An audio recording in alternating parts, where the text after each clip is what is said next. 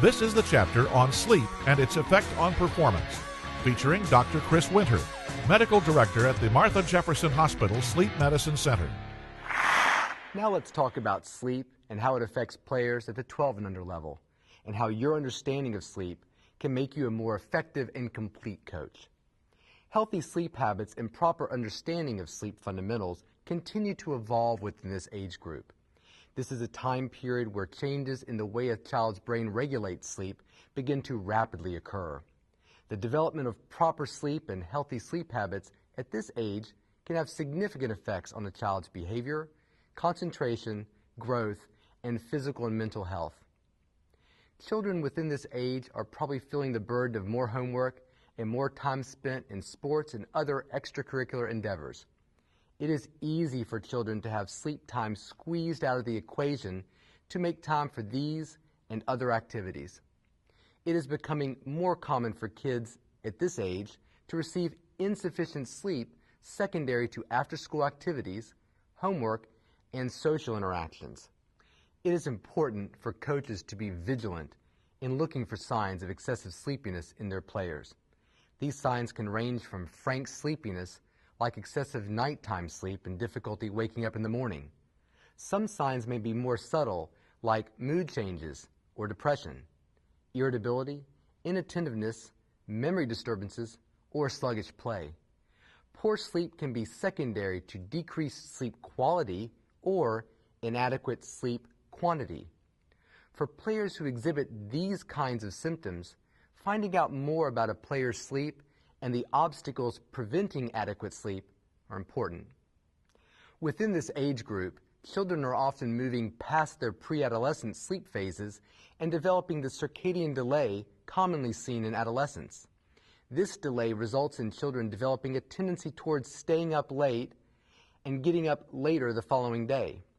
These sleep-wake patterns can be in direct conflict with school schedules that often begin early in the morning. Allowing children to stay up late and then sleep in late on the weekends can further disrupt sleep schedules and create a host of sleep issues for the child.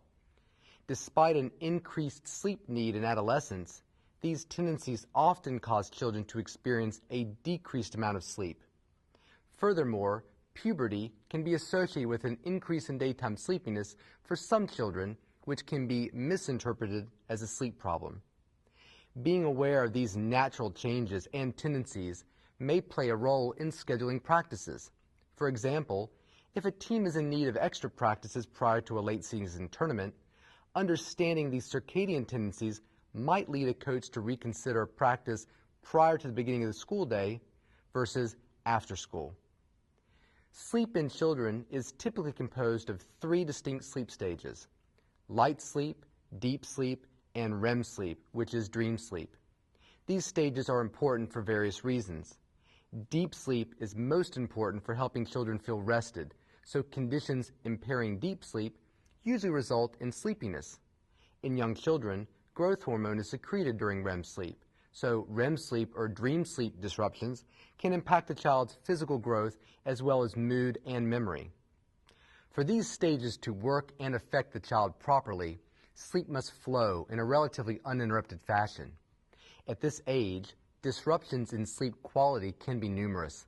The high amounts of deep sleep that are so prevalent in the sleep of younger children begin to decline in adolescent children, and at this age they begin exhibiting lighter sleep with more frequent awakenings during the night. Previous modules have touched upon breathing disturbances like snoring or sleep apnea as a cause of sleep fragmentation. Nocturnal enuresis or nighttime bedwetting is a common sleep disorder in children. Nighttime bedwetting is an embarrassing condition that can affect a player's self-confidence and esteem. It can also be a sign of other sleep disorders that can disrupt sleep quality, leading to other negative daytime symptoms. As many as 25% of boys and 15% of girls remain enuretic at age 6, with those numbers dropping to 8% and 4% respectively by the age of 12. Proper referral and workup for these children are important, as parental punishment, fluid restriction, and drugs used to treat the enuresis may have a negative effect on the player's performance and is clearly a difficult problem for children to deal with psychologically.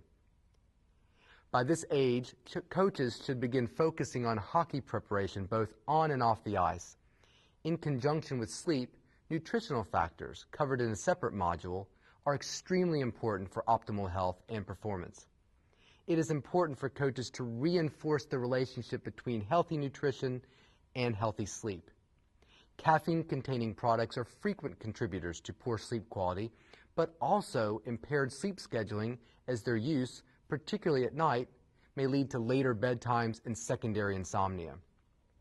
The poor sleep that results often necessitates more caffeine use the following day to counteract the effects of the difficult night's sleep. In addition to dietary makeup, meal timing is another factor to consider. Players who eat sporadically and at inconsistent times may have more difficulty with their sleep and diminished performance. Coaches should encourage their players to eat on a regular schedule and to avoid eating late at night. Eating at night can impair sleep and lead to weight gain in some individuals. Dialogue about smart sleep choices at night should continue. With cell phones, digital music players, internet surfing, texting, email, and good old-fashioned television viewing common at this age, the number of bad nighttime choices to be made are immeasurable. Encouragement to develop a healthy nighttime routine can be an invaluable tool for player performance at this age. It also begins to lay the foundation for a strong sleep ethic that a player can carry with him or her into future athletic endeavors. That completes the video portion of this segment. Now let's move on